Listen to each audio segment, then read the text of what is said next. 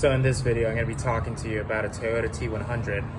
The ignition lock is stuck. It won't turn. The key will go in, but it will not turn. So having taken the cover off, as you can see, there is a hole underneath this ignition barrel, and it's a lot smaller than that, but I drilled mine out in order to access a little button that you have to push to be able to slide the barrel out. The keys have to be turned to the accessory position in order to be able to slide that barrel out. However, I could not even turn mine to the accessory position because it was locked up. And I could not push that button in and slide it out. Therefore, I just decided to drill it out and slip out the barrel. This is the little button I'm talking about. It's that thing. As you can see, or maybe see, it pushes in and out, and it stood out a lot taller. Now it's basically flush with the barrel here, but it stuck out about yay far, and you push it down and slide the barrel out.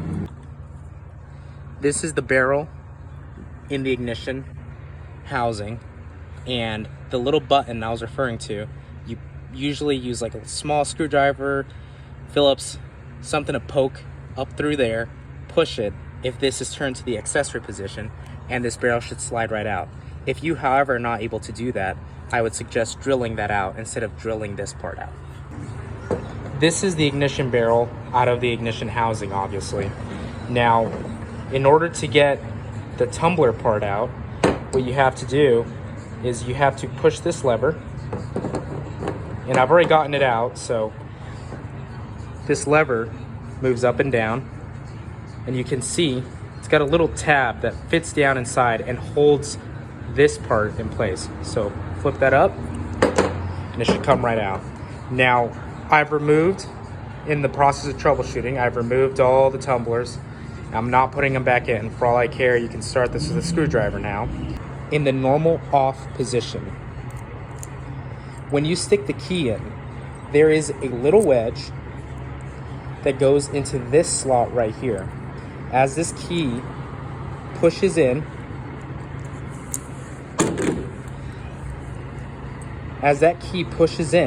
there's a little wedge right here which this key slides against and kind of pushes up and out.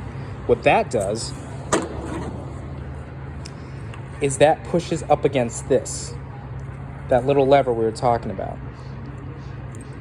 Now, if your little wedge, which I have already lost because it's this tiny little piece that goes in here and it fell out when I pulled the tumbler out, if that thing is worn down, it may not be able to push this up enough for this whole assembly to turn and therefore turn the motor over.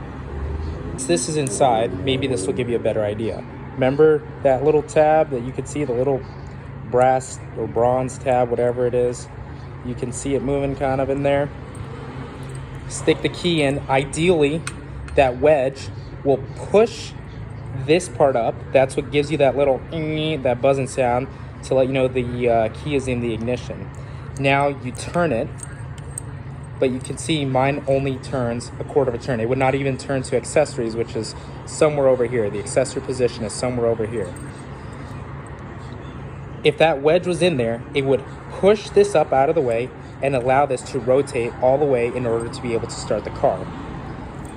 You can see that little tab rides inside of here, and it only allows it to turn so much, and it needs to be, let's do that angle, it needs to be pushed out of the way so that it could turn. Now this is extremely temporary, but I've made a notch right there and right there. I pulled this lever up and out of the way, and through the slot right there, I stuck a piece of baling wire, a thin piece of baling wire. The reason for those notches is because if you try to slide that back in and the baling wire is on the outside here, this is flush against the ignition housing, so that wouldn't allow this thing to go in. This is a temporary fix. I cannot get the ignition switch till next week, and I need to move this truck out of the way, and so this is what's gonna have to do. If you recall, earlier on in the video, I was not able to turn this freely. It would turn about here and get stuck because this tab was down inside the cylinder because I did not have that wedge to move it up and out of the way. But now with that piece of baling wire holding it wedged up, I'm able to turn it all the way, and hopefully that should fix our problem.